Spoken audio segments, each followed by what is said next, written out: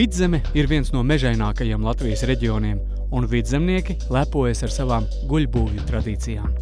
No 2008. gada Ieriķos darbojas fabrika Doris, kas sevi dēvē par guļbūves juvelieriem. Izpētot senās tradīcijas, paņemot labāko no tām un apvienojot to ar modernajām tehnoloģijām, guļbūve ir pārcelta jaunā kvalitātē.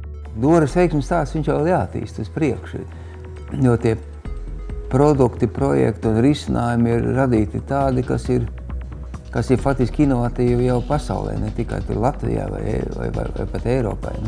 Doris ir jauns un ambiciozs spēlētājs guļbaļķu tirgu, un, lai izkarotu savu nišu, ir ieviesis daudzus tehnoloģiskus jauninājumus. Doris lepnums ir speciāls risinājums sen pazīstamajā dzeguļu stūrī, jeb dzeguļu paksī. Idejas lietās un kaut kādās jauninājumos, un tajās lietās mēs esam pārāki, ja mēs esam gan bijuši uz Somiju skatīties, viņi dara to pašu, ko mēs, nav tā, ka viņi kaut pārcilāk. Tas, ka mēs spējam tās lietas izdomāt daudz ātrāk, operatīvāk, šobrīd vēl. Doris fabrika piesaistījusi 7 miljonus eiro investīcijās un lepojas ar modernāko mājbūves mašīnu apstrādes līniju Austrum Eiropā. Ar pilnu jaudu palaižot Doris fabrikas līnijas, tā būtu spējīga ražot vienu 150 kvadrātmetru māju dienā.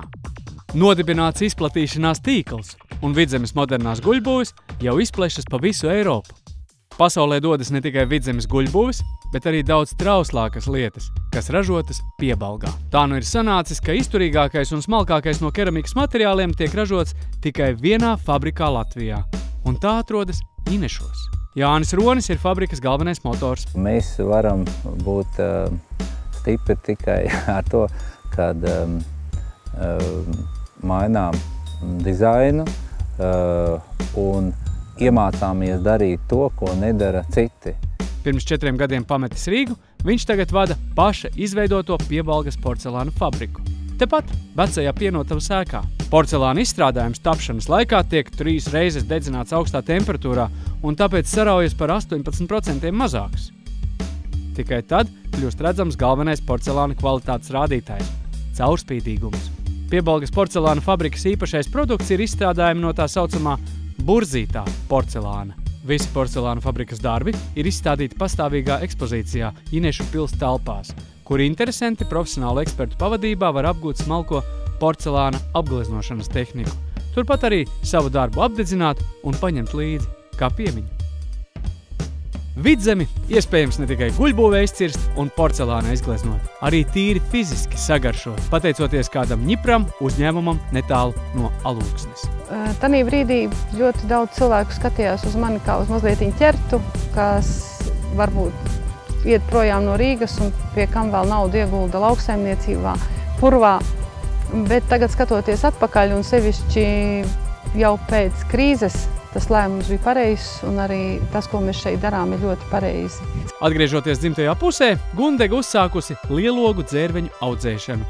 Un pēc pirmās lielās ražas nākusi sapratne, ka jābūvē arī pārstrādes cehs un jāražo sulas. 100% dabīgajās sulās nav ne piedavu, ne konservantu. Ārzemēs to jau pazīst ar nosaukumu Very Berry. Mums ir ne tikai dzērvenes, bet arī avenes un melvenes, bet ir tā, ka mēs domājam stādīt arī citas kultūras, gan aroniju, gan upeniju. Mēs ražojam sulas arī no aronijām un upenēm, tās mums ir jāiepērk. Un nākošais, protams, ir, kad mēs droši vien arī savu produktu klāstu paplašināsim. Ne tikai sulas un dzērienus un sīrupus, kas tūlīt arī parādīsies tirdzniecībā, bet droši vien arī būs vēl daži citi dzērieni. Vidzemē rosās darbīgi un radoši ļaudis.